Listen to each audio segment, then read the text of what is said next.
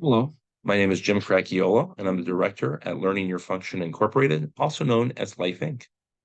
Today, we will be finishing out our presentation entitled Behavior and How It Applies to Life. This will be part two. If you're looking for part one, please research that. Part one is going to be very important to know before venturing into part two. So, without any further ado, let's get right into part two. I'm going to share my screen and you'll be able to see the presentation.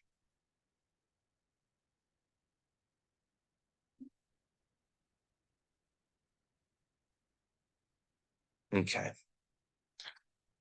So in part one, what we did was go over a lot of the terms, um, some of the acronyms that are involved in behavior theory, behavior psychology, and behavior in the educational sense.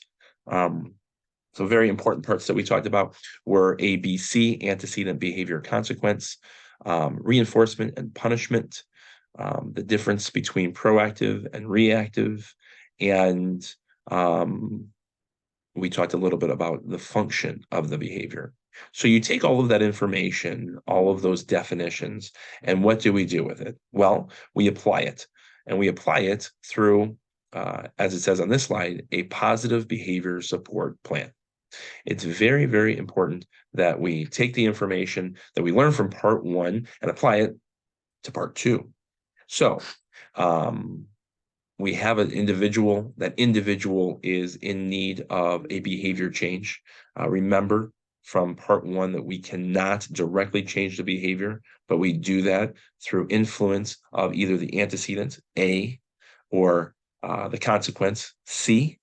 And either influence of A or C or influence of both of them will then impact the behavior, hopefully in the way that we want it to, increase it, decrease it, and all of that. So for the most part, a behavioral support plan is, I'm sorry, a positive behavior support plan is a very important piece to the puzzle of solving what it is that you want to solve with an individual, with a classroom, or maybe with your spouse. Here we go.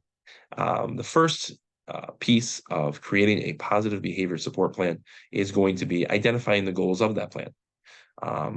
That usually outlines target behaviors. It usually talks about the issues at hand. And as you'll see in the scenarios that are upcoming in this presentation, identifying those goals will help you then bring about the information that you need, because that's what our next step is gathering information. So if we gather information, it's going to be some different tracking, some different baseline information or data that they talk about. How is the individual doing? When is the individual performing the best? When is the individual performing not the best? When do we have success with the person, and when are we floundering in ways that we want to change? So that gathering of information takes place sometimes, depending on the behavior, in multiple environments, sometimes around different people, definitely around different subjects or expectations for the person. And again, to be done something that's done at home, done at a program. Obviously, we're going to focus most on what we can do at program. From the goals and then gathering that information about those goals, we're going to start developing hypotheses. And remember, a hypothesis is an educated guess. And just like a science fair project, we are going to start making guesses based on the information that we gathered. We're going to decide what the function is. And then based on that hypothesis, we are going to then develop the support plan. It's going to be the crux on how that plan is created. So in the designing of a support plan, we need to think about a lot of different things. We need to think about who's in charge. We need to think about where we're doing this. We need to think about how we're doing this, for what length of time. What are those reinforcers? What are we doing to now change the behavior so that we can not just identify the goals, but we can achieve them? And last but not least, we implement the plan. And that sometimes people jump right to that part. It is important to at least chat about all of the different steps. Implementing the plan without doing the prior steps is, like we mentioned before, throwing a dart at a dartboard that's, you're backwards and the lights are off and you don't know where the target is and all of that. You want to make sure that you have an educated understanding of what it is that you're getting into before you implement a plan. So obviously, once we do all of these pieces, we take some additional information down. We sometimes just know in our gut that it's working or not working. And then based on that, we can shape our plan and then continue to implement. So it is a circular, cyclical kind of process where we go through these steps and then restart if need be. But usually from these steps, we're able to discover interventions that work productively with a person or a classroom. And then we're able to implement those things on an ongoing basis. And we can always see the impacts of those things if we start to wean off of them, if we start taking them away and understanding that if that works or not. So that is the steps of positive behavior support planning and really the basis of what we're going to be talking about in this presentation. So we have a scenario, and some of these scenarios we'll do together. Some of these scenarios I'll ask you to do on your own, and there'll be some downtime to do that in this process. So we have a young man. His name is Bobby. He is 22 years old.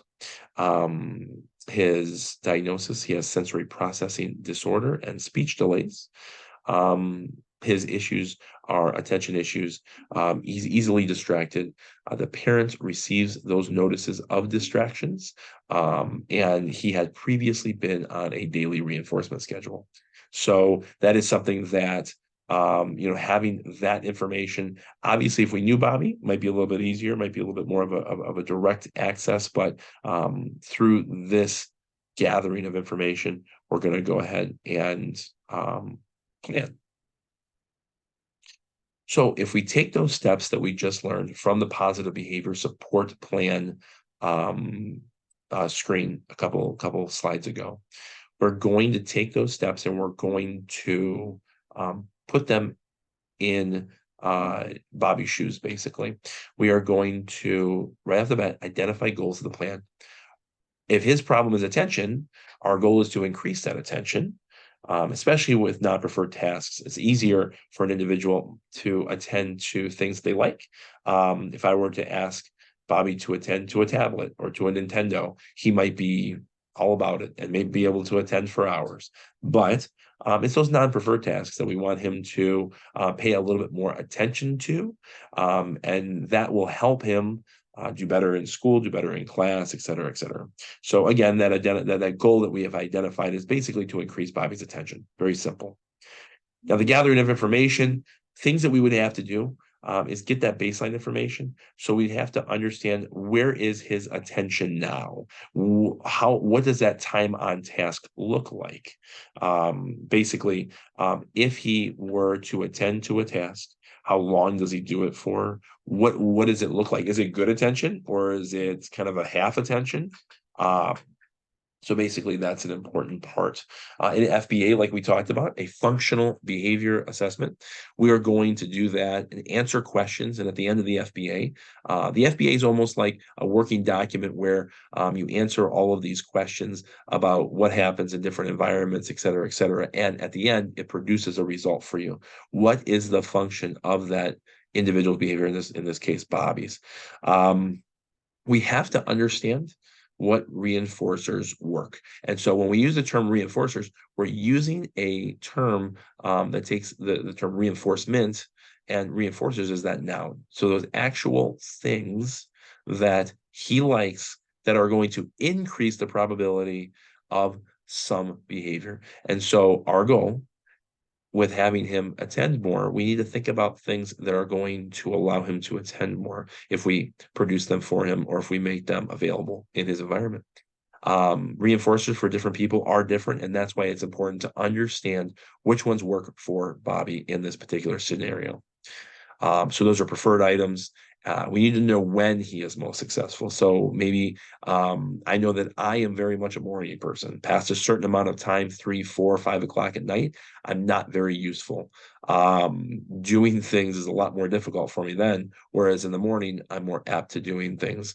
We need to know when he's most successful. When does he attend better? When he's fresh, or is it a morning thing that he just doesn't wake up? Maybe he took medication at certain times, and after those medications, he's very maybe he's more apt to attend after those medications, or maybe he's less apt to attend depending if they're making him sleepy or groggy. So those are all important things, and we can know that through asking the question of when is he most successful and when is he least successful. That goes hand in hand with what I just mentioned. So we're going to continue.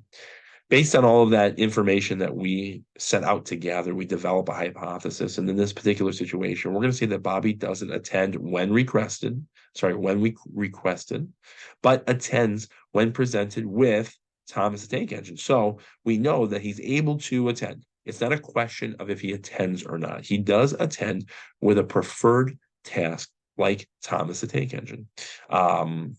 That could be movies, that could be books, that could be just a picture, simple picture. So what do? We design a support plan around his interests. Bobby is given a piece of a pre-made Thomas the Tank Engine puzzle for every 2 minutes he remains on task. So it's a simple reinforcement. If we have a 10-piece puzzle of Thomas the Tank Engine, and he gets excited. He knows what it is that he's receiving. Those puzzle pieces equal at the end the Thomas the Tank Engine picture. If we go and do that over the course of 20 minutes, he's going to get one piece for every 2 minutes, maybe more if he takes some time to either rest or he's not attending during certain portions or what have you. But over the course of 20 minutes, he can get those different pieces of Thomas the Tank Engine puzzle, and our goal is to reinforce him for attending. So you know, as he gets better at it. So 2 minutes, the first 2 minutes he does very well. Maybe the second 2 minutes he doesn't care as much, but then he starts getting pretty good at the 2 minute expectation. Well, then at a certain point the expectations would increase as the skills do. So maybe we go to 2.5 minutes or 3 minutes, and then he gets that reinforcer. And sometimes reinforcers kind of drop off in their effectiveness. So we have to watch out for this puzzle. Maybe after the first time he does it, he's over that puzzle. He wants a new one. So we can go to a larger piece puzzle, or we can go to, and when I say larger, I mean more numerous of pieces in the puzzle. We can go to a different puzzle. And then that way, if he is reinforced by this, then the expectations can increase, and therefore he will learn to be able to attend for longer periods of time, be reinforced for it. Overall, implementing the plan is implemented, reviewed, and modified if necessary. Like we mentioned before, it's a cyclical process. And once that plan is implemented, we can review it if it's working well. Maybe Thomas the Tank Engine puzzle doesn't work. Maybe it's something as simple as playing with a toy. So for every 2 minutes that he works with the attention time on task, he gets a minute with the toy, and then he goes back to the time on task, et cetera, et cetera. So there's different things that you can do with this. This is just an example, but that is a very simple explanation of a positive behavior support plan for Bobby. We have our second scenario. This one you're going to do a little bit more on your own. We're going to talk about things that would work, and this is from the perspective of a parent. So we're going to read it together, and then you're going to take over, and we're going to see how you do. So my son tends to yell and scream when he doesn't like what he is doing or through transitions. He is going through a hitting stage. Although he doesn't hit hard, he still does it, and will even hit the teachers. Obviously, I need to get that in check. We talk until we are blue in the face about manners, choices, consequences, which I think would be part of the issue. Nothing phases him too much as a negative consequence. We reward good moments and days and always make a big hurrah about making good choices and having all smiley faces in school.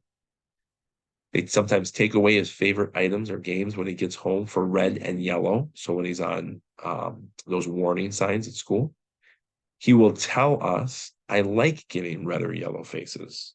Green is obviously the best, and then yellow and red is bad. He is 25, high functioning autistic. We address anything that comes up at home immediately with timeout, which seems to be the thing he doesn't like, but sometimes can stim, which means that he self stimulates and doesn't even mind timeout. So he's finding ways to make timeout as enjoyable for him. We don't spank. I yell at times, although I know that isn't the best solution, but I lose my patience at times. So this is an honest parent. It's got a lot of different things going on. They're kind of just talking about the behavior of their child. And so what we want to do is we want to put this into a behavioral support plan. Okay. So remember those parts of the behavioral support plan. This is a great time to take out a piece of paper and a pencil or a pen. And we're going to write down these items and you're just going to jot down some notes. You're going to identify goals of the plan. There are several within this scenario, which I'm going to go back to in just a minute. And then you're going to think about, since you're not there in the moment with this student, you are going to think about what pieces of information are important to gather for this scenario.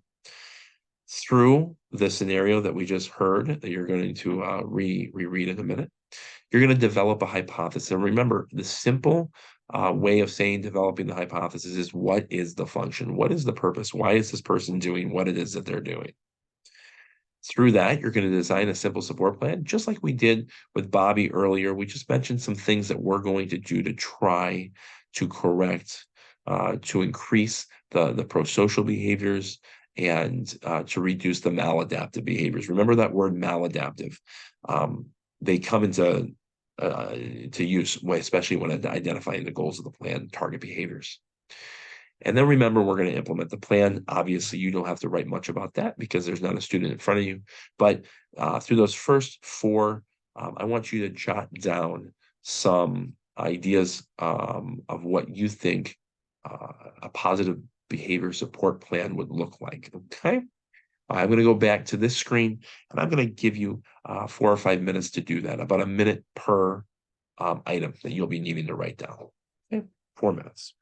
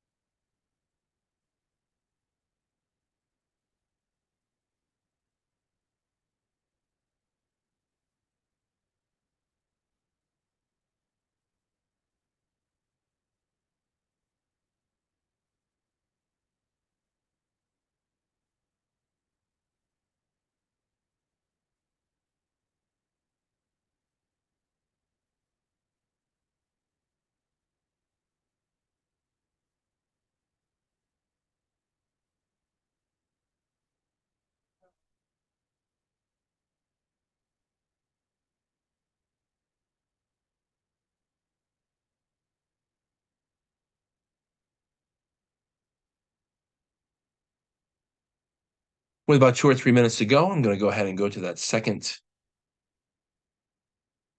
slide so that you can review those items that it is that you are going to write down. Remember, you're going to identify goals of the plan, what information you would choose to gather, what hypothesis, why do you think it is that the student is doing what it is that they're doing, what is the function, and then some aspects of a support plan. Okay, another 2 minutes.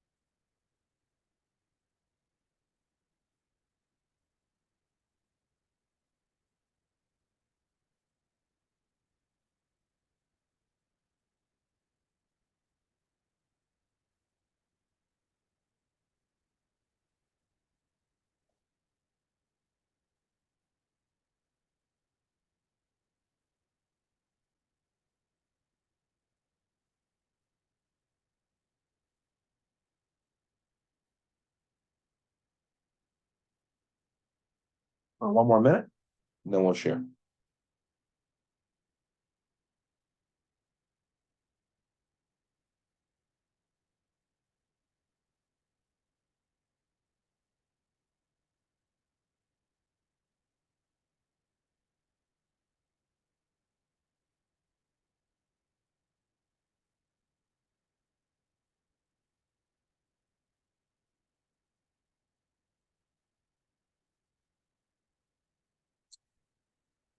Okay.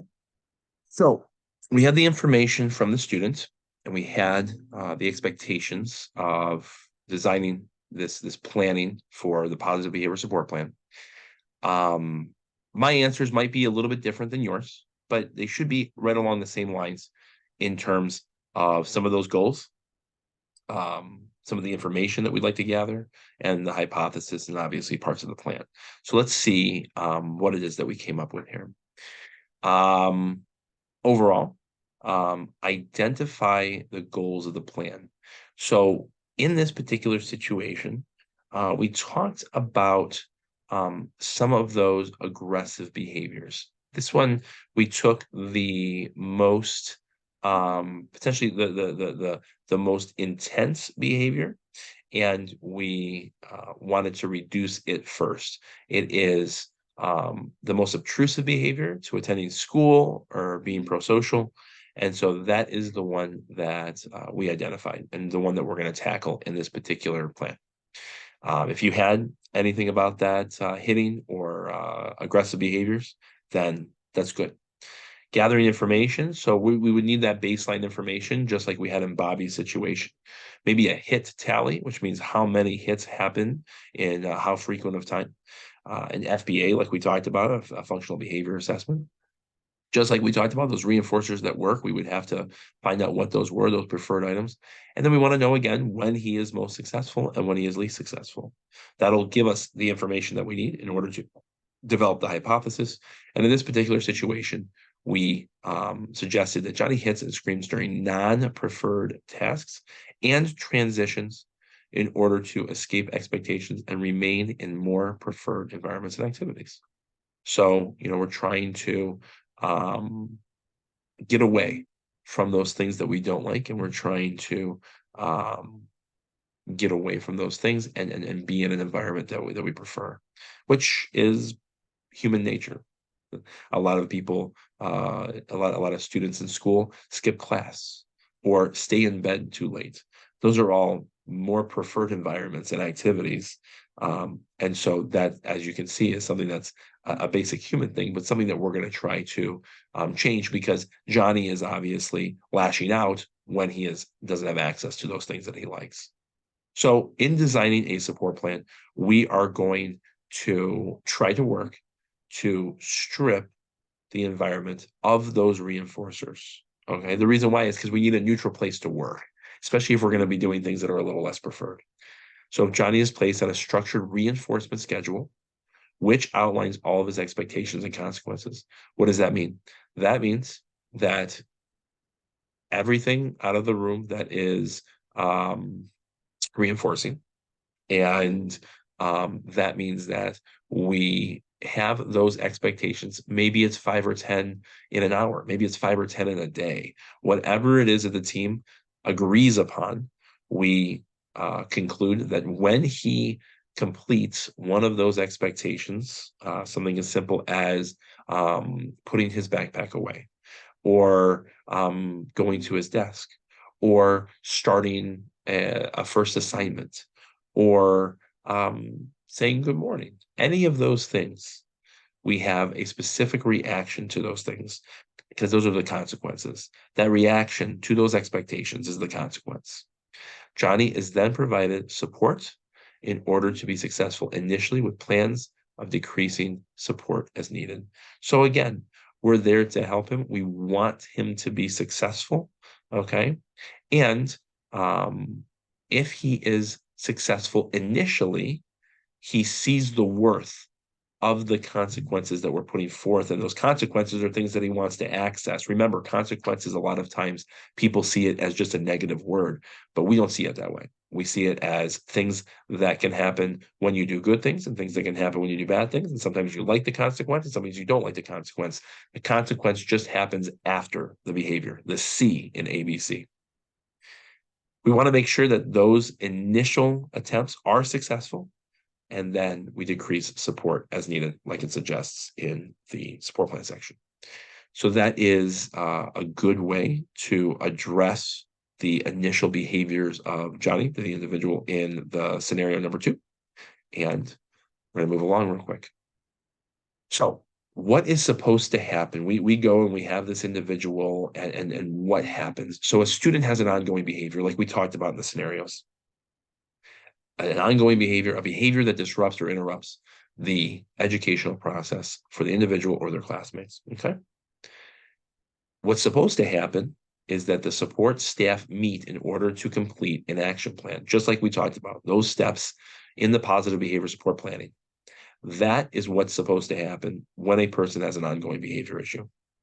Then chosen staff completes the FBA, like we talked about in the seeking more information area. The when we go out and we try to understand why a person is doing what they're doing. Staff or team then create the behavior intervention plan, like we talked about. That's the positive behavior support plan. It's the same thing, the behavior intervention plan from the information on that FBA. And then the intervention is implemented, monitored, modified if needed, and ended or continued if need be. So that is what is supposed to happen in each one of your classrooms with each one of your students. That's what's supposed to happen in the school system.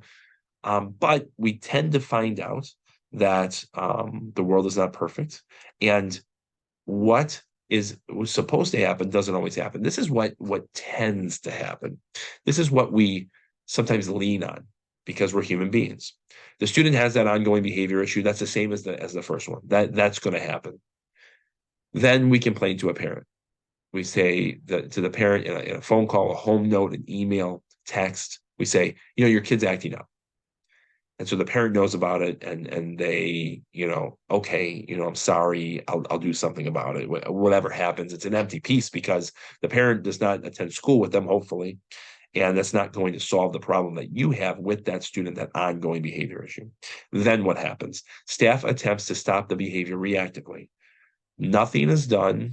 Nothing is laid out. There's no background information that we seek. There's no FBAs or function understandings. We just say, stop that, stop doing that. Or we pawn them off on somebody else even maybe. And we say, well, they're going to sit in the hall. They're going to do this, they're going to do that. And this can be something that's a basic behavior. It can be something that's more intense. But the staff attempts to stop the behavior reactively only, which tends to not solve the behavior. The staff continues to contact the parent. So we have a repetition of that. They sit there and they complain to behavior analysts or RBTs, the aides to the behavior analysts, reactively intervene. They continue to do that and not understand why the problem is occurring. This is probably the number one thing that ends up happening, especially the complaining to a behavior analyst. You as a staff are busy, and I understand that, but to complain to a behavior analyst does not solve a problem. Discussing them, some different things that you're seeing is accurate. That's fine. That's a good idea. But when you go and you just complain, oh, this student does this, oh, that student does that, you're not doing that for the student. You're doing that for you. You want to feel better. Our goal here is not for you to feel better. It is to develop a plan for ongoing behavior issues and ultimately change those behaviors, whether it is to increase a good behavior or decrease a bad behavior. So complaining to somebody else is not going to solve that problem. As we saw in the previous slide, it's very simple what is supposed to happen. We create the action plan. We meet as a team. We talk about it. And you have individuals on your campus, the resource, the campus director, Natalie as a campus intercampus coordinator, Amy Cracchiolo, the curriculum and director, and myself as a director, that we can meet very quickly and come up with those important pieces that can make a successful action plan. But instead, a lot of us tend to complain because it makes us feel better. Remember, it's not about you. It is about the individual who is having that issue. And I guarantee you that more people will attend to the positive changes that you create in your classroom versus the negative complaining that you have about a student because of a problematic behavior. Let's solve the problem. Let's not complain to behavior analysts. Oftentimes, students are given referrals, suspensions, non-professional options are given to parents. So basically, it's a non-professional option. Your kid needs to be on more medication. That's not acceptable. That shouldn't come from us. That's not our place. That shouldn't come from anybody but a doctor. Okay. Oftentimes, students are given referrals, so suspensions. He can't be in my class anymore. I was given a dime every time I heard that in the school system. I could retire at the age of 40. So what I'm telling you is that success is as easy as implementing a plan. What is supposed to happen? This is the correct slide. This slide is incorrect. And if you find yourself doing these things, let's change them. How you can lead the team behaviorally. You decide to do that plan, you decide to be a part of that team. How do you do it? You ask the tough questions. Okay. You need to be real about what is truly being done and what is not being done, what is being done before the behavior happens, what is being done after the behavior happens. You must ask those questions and you must be honest about those questions. I've been in plenty of meetings where individuals will say that they are doing things, but they really aren't doing them. They're not implementing those pieces with fidelity. You need to be honest about those pieces. And when you are, the solution is at your fingertips. Create effective, measurable goals on the support plan. Okay. So, what does that mean? That means that if we want this plan to be correct, then we need to know when we are successful, when we've met that goal. The individual is hitting every 5 minutes. The goal might be for that individual not to hit for 20 minutes. That's pretty specific. If we can look at our watch or set a timer for 20 minutes and the individual doesn't hit because they're hitting every 5 minutes consistently, then we're being successful. Now, we need to move past that and try to get them to not hit for an hour or not get them to hit for the whole day or a week or a month. But it's a start. In this particular case, we have that they're going to follow the support plan 95% accuracy over the course of 9 weeks. That gives us a good time frame, and that shows us what level of decrease we need to have in order to be successful. In the next one, it talks about reducing the hitting and screaming behaviors by 50% over the course of 9 weeks. Again, we have our time frame, and 50% means half. If they hit 10 times in a day, if they hit 5 or less times, we're successful. Okay? Something as simple as that. And of course, developing appropriate supports that correspond to your students' present level statement and goals. Where are they? Where do they need to go? That's how you can lead the team behaviorally. If you come in with that information, you meet with the team and you make decisions that are successful to that individual, you're going to have a successful plan. You're going to have a successful student. You're going to have a successful classroom. And that's really our goal for all of this, is to make it easier for you. If we take a behavioral approach, and that's what this training is all about, both part 1 and part 2, it is about making your classroom as successful as possible. When you see a problem, let's tackle it, and that won't be a problem anymore. And the more proactive that you are with those problems, you won't have them.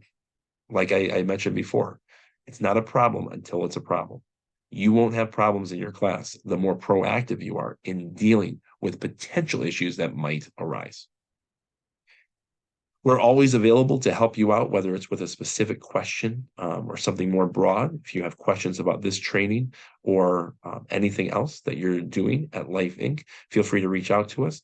My name again is Jim Cracchiolo. I am the director at LYF Inc. My number is 813-469-2455. You can reach me anytime via email as well, jc@lyfinc.com. And if I haven't met you yet, I really look forward to doing that. But overall, remember, we're all here for the students that we serve. We're super excited for you to understand a little bit more about behavior theory and behavior psychology.